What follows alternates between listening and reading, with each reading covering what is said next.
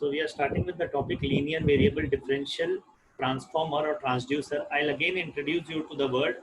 What do you mean by transformer? Okay. And what do you mean by transducer? You already know transducer is something which converts one form of signal, okay, to another form of signal.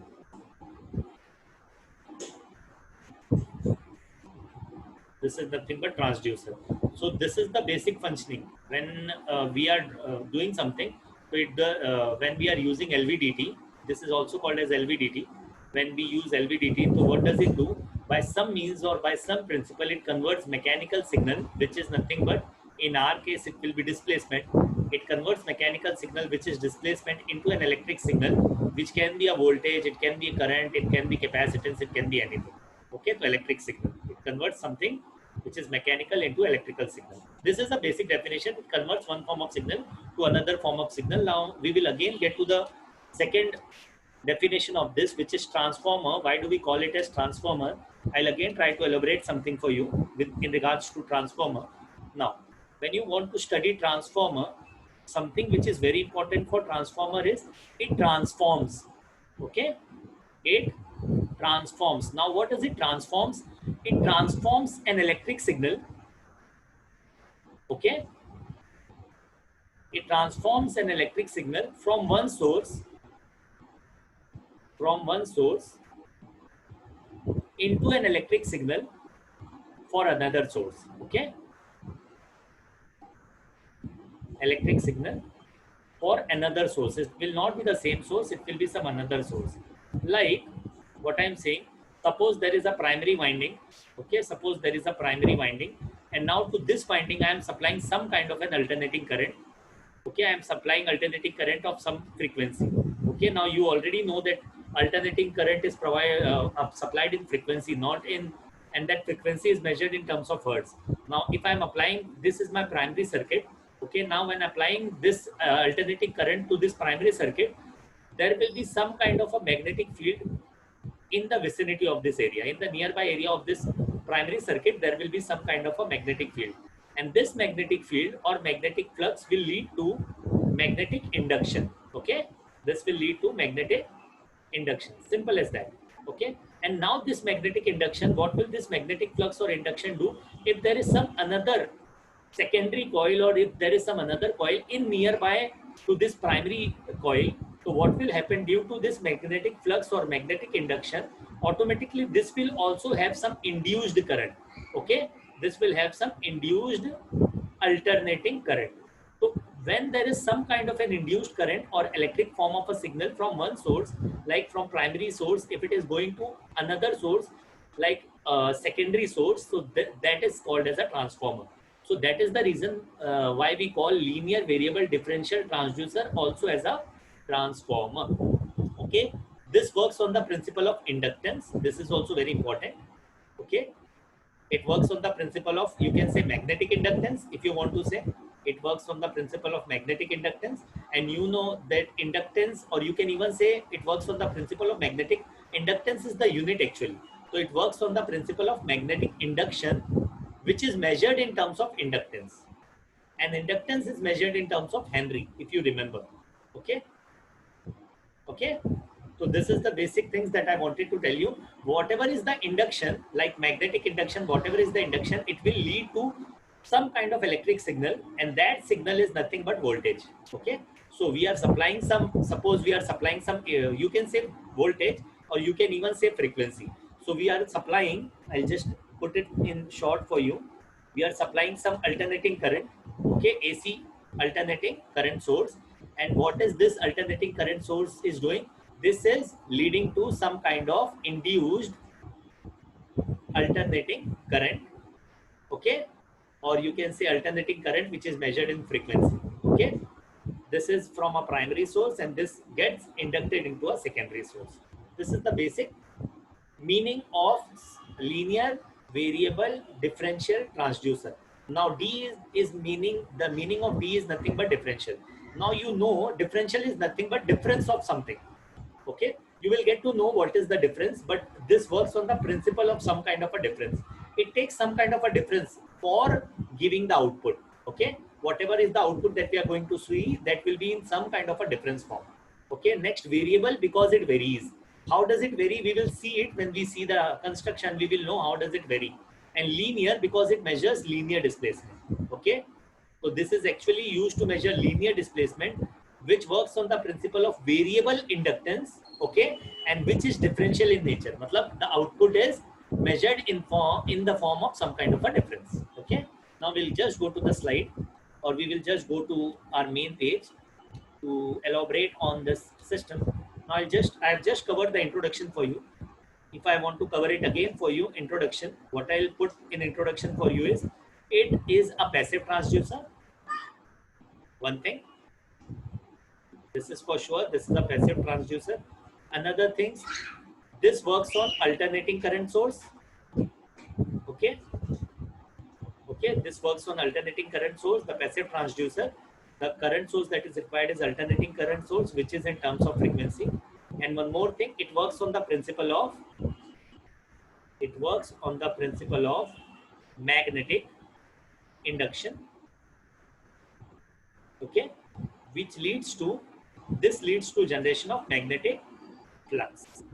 Okay, okay, I hope you're getting there. Then there was one more term. What do you mean by transformer? Now I've already explained you why do we call it as a transformer. Okay, then why do we call it as a differential? If you want to list down, you can list down as many points as you want. So I'll just list down the points. One more important word if you want to introduce is differential. Why do we call it as a differential? And there will be one more word which you will understand later. Why do we call it as a variable? I have explained you all the words, and there is one more term which we call it as linear. Linear because it measures linear displacement, okay, of the system to which it is attached. I hope everyone is getting it. Okay, now I'll just go to this. I will just shift myself to this side. I'll just go to the construction and I'll try to elaborate on the construction part for you. Now, when we are going to the construction, I'll just like to explain everything in this diagram only for you. Okay, now I'm getting to the construction. I'll just take a suitable color. Yeah. Now when I'm getting to the construction, this is a cylinder. This is a cut section view. The thing that you are seeing right now is a cut section. Okay, cut section of LVDT. Now you can actually understand if I am using this hatching line. Okay, what does it mean? That this was not hollow. And when I'm not using hatching line, this means that this part is hollow. So there is something like a cylinder. I hope you can see there is something which is a cylinder. I hope you're getting. Okay, and we are drawing the cut section of the cylinder. Now this outer part is called as former. What do we call it as? Former, or we even call it as housing. Okay, housing of LVDT. The outermost part, the cylindrical part is called as housing. Now the second line that I have drawn, I hope you can see this line. You can see red line and green space in between. Now this is called a shield. This is the shield. Okay, I'll just put it here. You can see the mirror image on both the sides because it is the cut section which is cylindrically repeating. Okay, so this is the shield. Okay, this is the shield. This part from this red line to this line to this green line, this part is called a shield.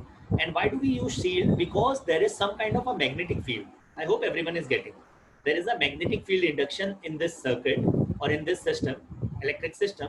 So to avoid stray magnetic field to come in contact, okay, to avoid stray magnetic field, we use this shield. Okay, I hope you're getting. Why do we use this shield? To avoid any stray magnetic. Stray is like something which is not of the system, and if it is coming into the system, this might affect my output. So to avoid the difference in the output and to get the correct measurement, we have to provide some kind of a shield. So we provide shield, and that shield is provided to avoid the stray magnetic field which might be there in the vicinity of this or in the nearby area of this LVDT. Okay, now there are three windings. This is a primary winding. This is my primary winding. Okay, now I have drawn primary winding twice. It is one and the same only. Okay, this primary winding is cylindrical. I hope you're getting. Okay, this primary winding is cylindrical in nature. I have just drawn the cut section. So this is my primary winding P1, and you can see P1 on both the sides. Is there any doubt from anyone? Sir, what is stray magnetic field? Outside magnetic field, if there is some outside, suppose I am sitting in this room and if there is some environmental error which is inducing into my system, so I have to avoid that environmental error. So if stray magnetic fields comes into the system, what will happen? My reading will get disturbed. The reading, see, this is my system. I'll just explain to you, Kunal. This is the system. This is my system, which is going to move to and fro. You can see this is going to move to and fro. So when the system moves to and fro, automatically what will happen? This part will move, and automatically some kind of electric conductivity will be happening in this system. Okay, so if there is some kind of stray magnetic field into the system, I will not be able to measure the output properly. I will not be able to measure the displacement properly. To avoid this maligning of signal, or to avoid, you can say, interfering signal, or you can say modifying signal, what do? We provide some kind of a shield. We have already studied interfering signal. To avoid interference of any kind of signal, we use shield. Okay, Kunal? Now, this is the cut section, this is my primary winding, and these are my secondary windings. Let this secondary windings be called as S1 and S2. Now, these are repeated from both the sides because it is a cut section. Okay, now the secondary windings will have some turns. Okay, this secondary windings on both the sides will have some turns, and both the windings are having equal turns. I am just explaining you the construction. S1 and S2 both are having equal turns. First thing, okay, equal turns, and they are placed at equidistance from primary winding. I hope you're getting equidistance from P1. Okay, so I've explained you something. There is a primary winding. There are two secondary windings. Secondary windings are having equal number of turns, both the secondary windings, and they are placed at an equal distance from P, primary windings. Okay, now what I'm saying, this is my iron core. Okay, this part is my iron core. This is called as an arm. Okay, this is my arm. The system's displacement will be attached to this arm. Okay, I have drawn it somewhere away from the arm. This will be actually connected to the arm. Okay, whenever the system is moving to and fro, whenever it is moving linearly, okay, to and fro, automatically this arm will lead to movement of soft iron core. This is an iron core which is made up of nickel iron. This is made up of nickel iron, one thing, and I will add something about this nickel iron. This is annealed. Okay, this nickel iron, so this nickel iron, the material of this soft iron core is made up of nickel iron, and this is annealed, and this is hydrogen annealed. What do you mean by hydrogen annealed? I have not written the spelling properly. You can correct it. Hydrogen annealed means the system. Suppose this is my muffle furnace, and I am keeping my core in this. Okay, for getting it annealed. So this system will be filled with hydrogen. Okay, it rather than having some kind of air, we will have some kind of hydrogen. So this is hydrogen annealed. Okay, I hope you're getting done. So I've explained you all the constructions. There is one primary winding.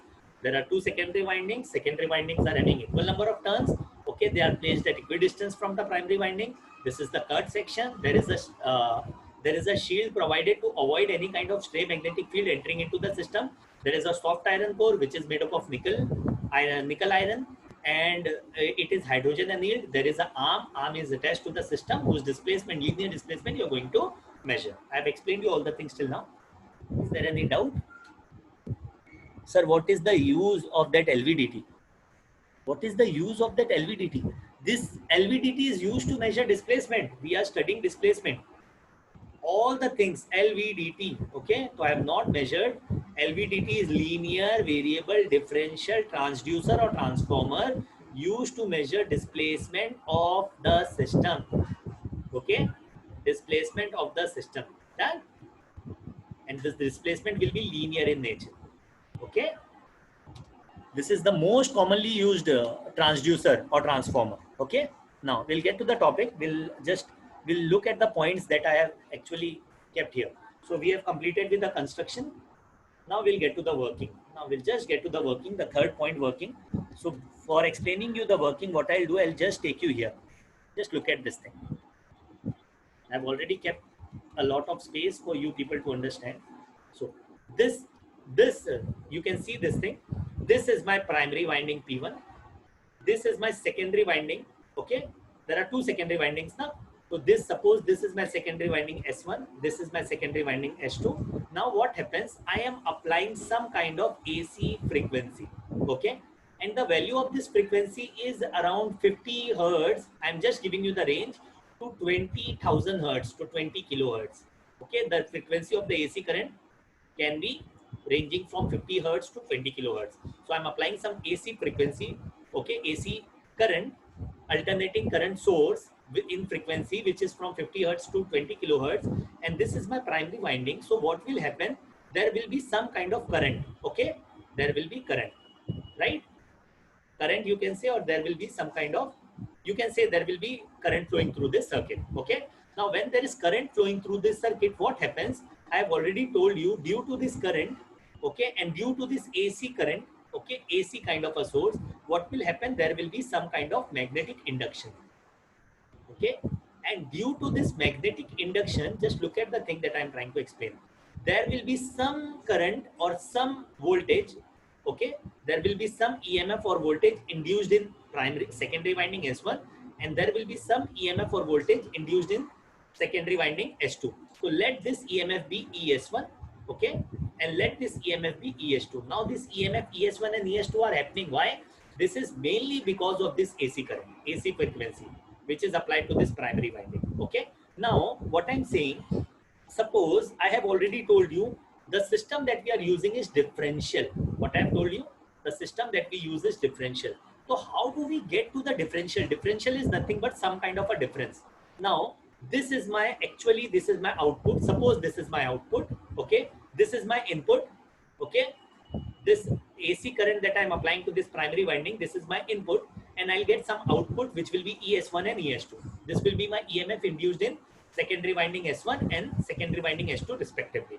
Okay, now what I'm saying, if I want to measure the difference of the voltage, okay, between S1 and S2, so I have to connect this S1. This are, suppose this is my terminal 1, this is my terminal 2, this is my terminal 3, and this is my terminal 4.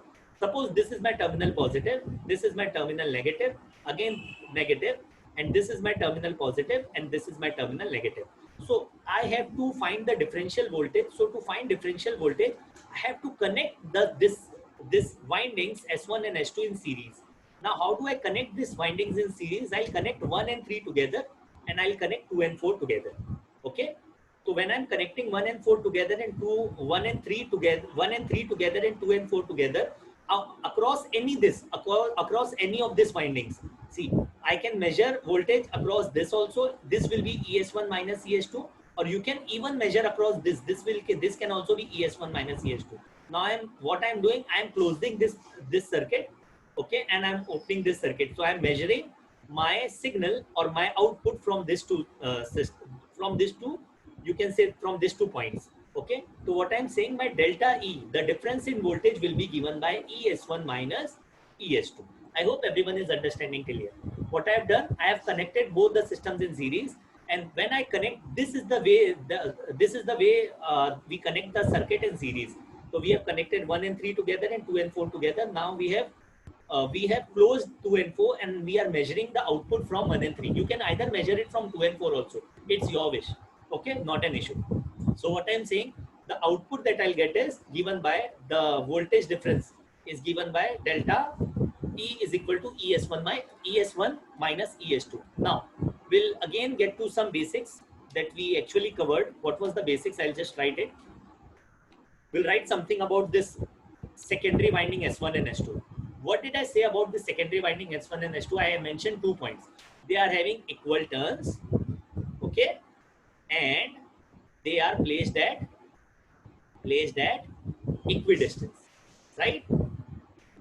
This is the thing that I actually told you at the start from primary winding P1, right? So when they are having equal turns, okay, and they are placed at equidistance, automatically, initially what will happen when there is no system movement. Suppose, let me just write something here. Suppose this is my system, okay, this system is going to get displaced. So initially when the system is not moving, automatically this arm will not move, arm will be static, and automatically this core will be static. Okay, so the difference in voltage, okay, I'm just putting it here. I'll just put it for you here. I'm putting three cases. First case is when core is at initial position, which we can call it as null position. When the core is at null position or my system is static, automatically ES1 will be equal to what? ES2, because there are equal number of windings and they are equidistance placed. So the induced current in both the system, or EMF you can say, in both the system will be equal. So automatically delta E will be equal to what? 0, right? Delta E will be equal to 0. Now suppose this, I'll just use another color to make it simple for you. Now what I'm saying, just suppose this system of mine is moving to left side. What I'm saying, if it is moving to left side, automatically arm will move to left side. I'll just put it here.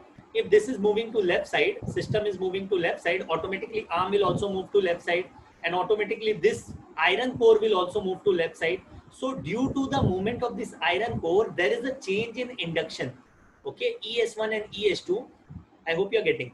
Whatever we are going to measure ES1 and ES2, okay, across this terminals, okay, there will be some change in the magnetic induction, because this core is also magnetically inducted.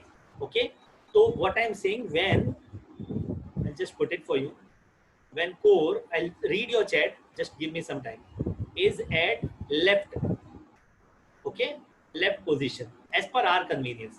Okay, when it is moving at left position, automatically there will be some change in the EMF of S1 and S2. Now since the core is moving to which side, I am telling this core is moving to left side. So we know that in left side there is S1 and on right side there is S2. So automatically this core will lead to, in this, the movement of core to the left side will lead to increase in the EMF of S1. So automatically ES1 will increase as compared to ES2. Now if EMF of ES1 is more than EMF of ES2, we will automatically get delta E to be positive. Okay, or you can say whether it is positive or negative, there will be some change in voltage, right? Or you can say there will be change in EMF or voltage, right, of this circuit, primary winding, sorry, secondary winding. Okay, now what I'm saying, suppose the third case that I'm trying to explain, suppose this core moves to right. When this core moves to right, what will happen? When this core will move to right, automatically this is my core, this is my secondary winding, S1 and S2. Now if it is, one second, I'll just read the chat also. I think there is someone who is asking something in the chat. Sir, here system is what? System is anything which is moving. Anything, any system which is even vibrating. If there is any system which is vibrating, that system will be considered. Okay, even the vibration is having some kind of a displacement. So suppose there is your machine which is vibrating and you want to measure what is the vibration, okay, and what is the amplitude or what is the displacement. Okay, so you can use this system. You can use this LVDT. LVDT is used to measure vibration. You will get into detail when I'll discuss the advantages. Okay, it can be any system which is having minute displacement. It is not for a system which is moving, suppose 10 meters. It won't be used for those kinds of systems. Okay, now what I'm saying, just let me complete. S1 and S2. Now if it is moving to the right, this core is moving to the right, so automatically more EMF will be induced in S2 and less EMF will be induced in S1. I think, so what will happen here is ES2 will be greater than ES1, right? So if ES2 is greater than ES1, I'll get delta E to be negative. I can read.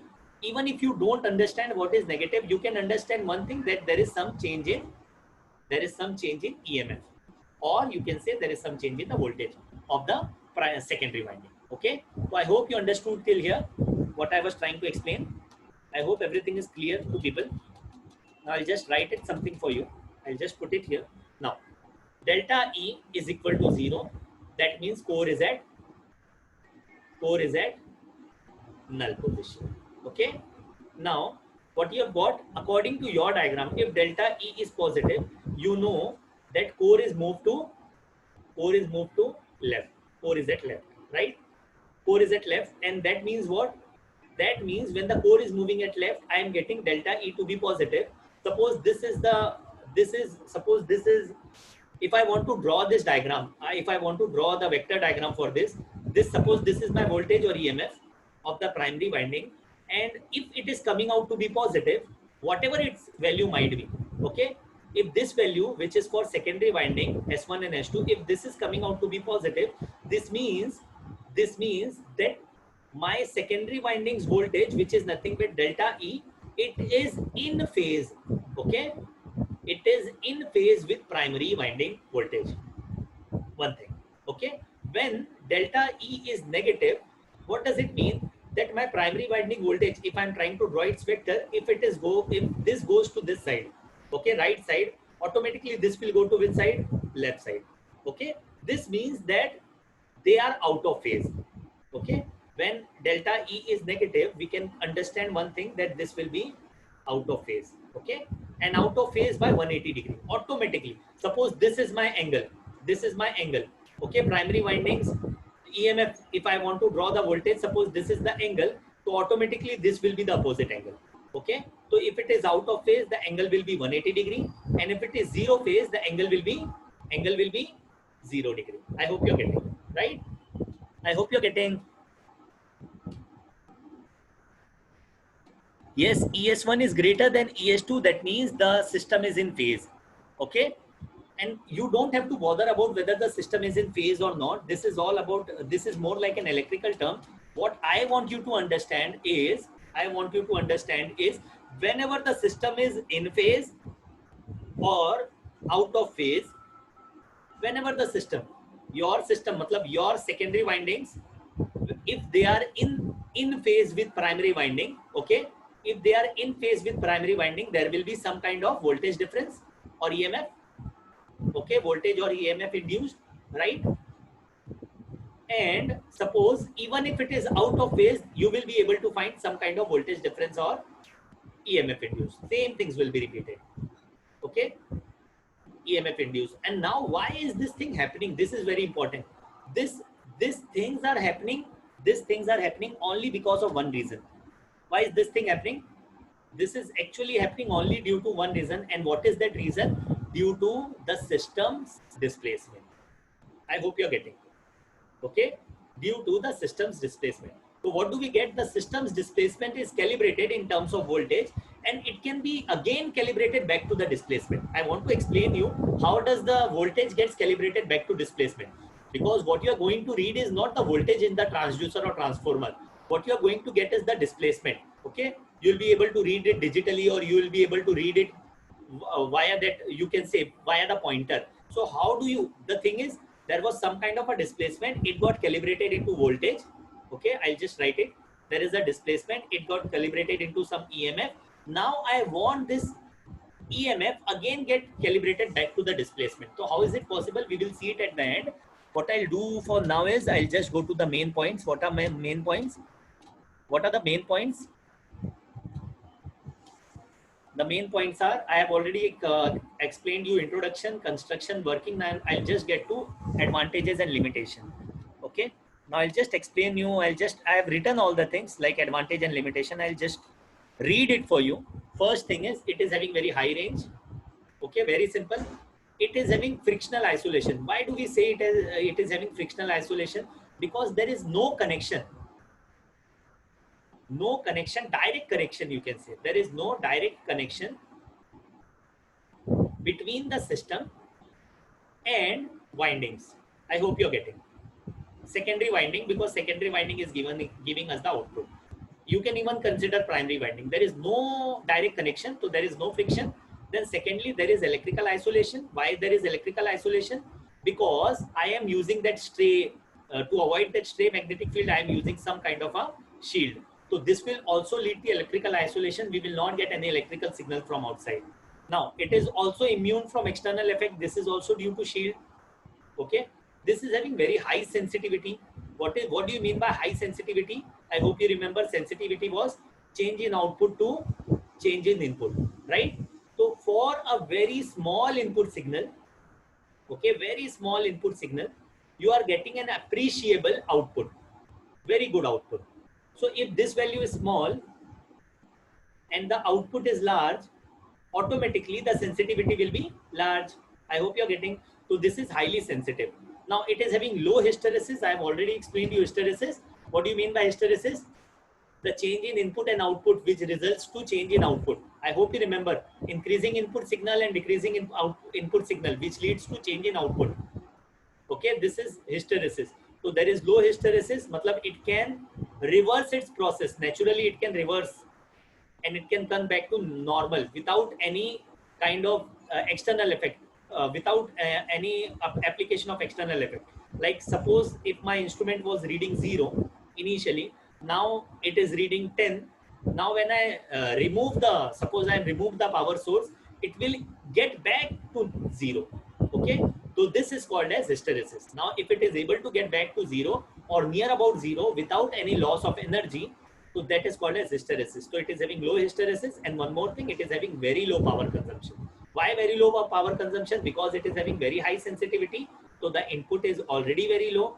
So when you are applying very low input, that means you are applying you can apply very low alternating current source. You can even go up to 20,000 hertz. Okay, that is also possible, but you can even operate at 50 hertz for small, minute measurement. Okay, I hope you're getting. Okay, so I have already explained you high range, friction and electrical isolation, immunity from external effect, high sensitivity, low hysteresis, low power consumption. Now, what are the disadvantages? Relatively large displacements are required for appreciable displacement output. Now, what I'm saying that suppose if there is a system which is just vibrating to and fro, okay, it is just vibrating to and fro, so you can use LVDT for this kinds of system. Okay, you can use LVDT for this kinds of system, but what is important is the delta E that you will get, it will be very small.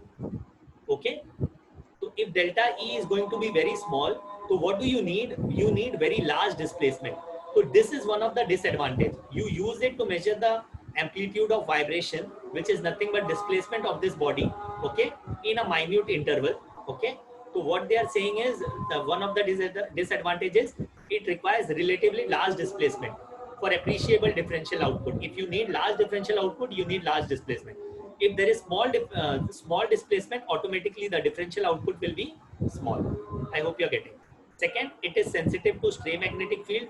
If in any case the stray magnetic field comes in, if some outside magnetic field enters into the system, it will affect your measurement.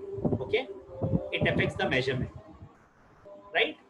So your measurements might get affected if there is some introduction of stray magnetic field. You avoid it, but if your system is not working properly, or if your shield is not intact, it might lead to error in measurement. Now the third point is performance is affected by vibration. If there is large vibration, the performance will get affected. There is one more thing, temperature also affects the performance. We will see this thing in the next topics, then when we will cover temperature variation or displacement measurement or any kind of measurement. Okay, so I think I have completed the basics for you. What are the advantage, limitation? I just need to explain you how does this calibration kind of a thing work. uh, I'll just explain it to you. Suppose initially delta E was shown to be, suppose it is showing 0. Okay, or you can say suppose it is showing 10 hertz. Suppose it is showing 10 hertz. Okay, now due to change, okay, initially suppose it is showing 10 hertz. Now due to the position change of the soft iron core, suppose it is showing 12 hertz. Now when it was showing 10 hertz, when it was showing 10 hertz, the system was having displacement. Suppose it was having a displacement. Initially, it was having 0 hertz. The displacement was 0. Okay, x was equal to 0. Now, suppose it is showing 10 hertz and the displacement, suppose it is 5. Okay, and when it is showing 12 hertz, you can automatically find this value. Okay, what I'm telling is, how does it work? It tries to compare the signal. Okay, it just tries to compare the signal. How does it compare? Just for the initial value. Suppose the initial displacement is 5. Okay, initial displacement of the system is 5, and for that what you are getting is 10 hertz. So what will happen when we are getting 12 hertz? Automatically we will be able to find some kind of x. So this is the way the signals are again calibrated back from voltage. Okay, the systems signal is found out by calibrating voltage in terms of displacement. Okay, yeah, I think this is more than enough. It is more like a calibration. I'll just try to stop